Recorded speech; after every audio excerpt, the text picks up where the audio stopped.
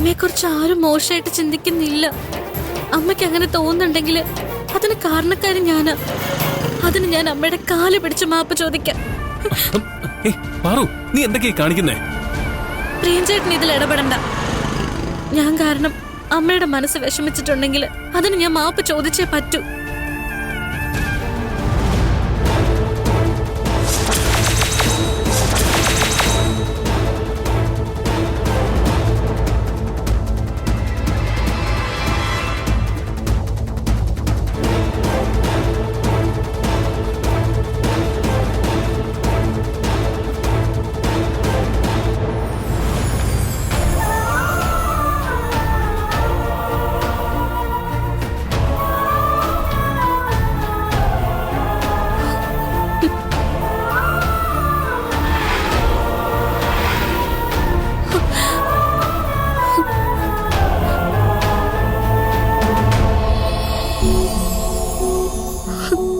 ഒരു തെറ്റും ചെയ്യാത്ത നീ എന്തിനാ മോളെ മാപ്പ് ചോദിക്കുന്നത്?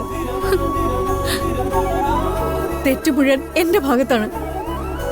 നീ എന്റെ കാല് പിടിച്ച അതിന്റെ പാപം ജീവിതകാലം മുഴുവൻ ഞാൻ ചുമക്കേണ്ടി വരും. ഇതെന്താ കഥയിലൊരു ട്വിസ്റ്റ് വന്നല്ലോ?